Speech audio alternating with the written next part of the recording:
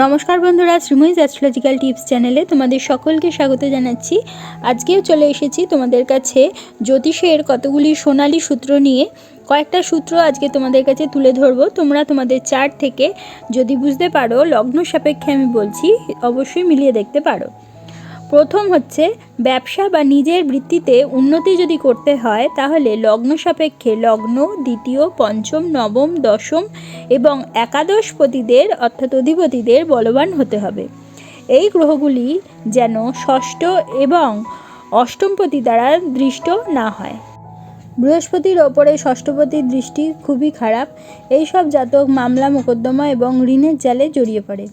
বৃহস্পতি অন্য শুভগ্রহ দ্বারা দৃষ্ট হলে অথবা বৃহস্পতি কেন্দ্রে বুধ, চন্দ্র ও শুক্র গ্রহ থাকলে জীবনে প্রভূত উন্নতি হয়ে থাকে।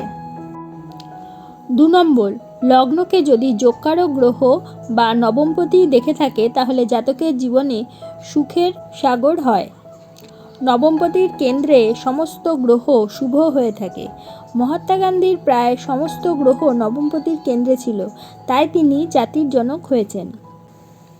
চন্দ্র লগ্নে, কেন্দ্রে ও নবমে শুভ ফল দিয়ে থাকে। কর্কট লগ্নে চন্দ্র থাকলে জাতক রাজা হয়ে থাকে।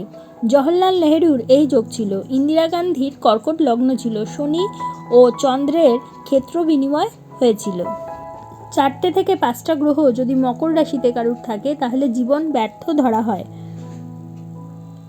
মকর লগ্নে শনি ও রাহু জাতককে খোড়া বানাতে পারে। শনি, চন্দ্র, বৃহস্পতি পরস্পরের কেন্দ্রে থাকে যদি, তাহলে জাতকের বহু ধনযোগ হয়ে থাকে। অন্যথায় এই সব জাতক ধর্মগুরু হয়ে থাকেন। যদি কোনো রাশিতে শনি, চন্দ্র থাকে, যখন গোচরে বৃহস্পতি ওই রাশিতে সঞ্চার করে তখন জাতকের প্রভূত আয় হয়ে থাকে। একাদশে থাকলে সব থেকে ভালো ফল দিয়ে থাকে। শনি, চন্দ্র চতুর্থে, দশমে ও একাদশে রাজযোগের সৃষ্টি করে থাকে। Doctor VV. রমনের কুম্ভ লগ্নের চতুর্থে বৃষ রাশিতে শনি চন্দ্র যোগ ছিল।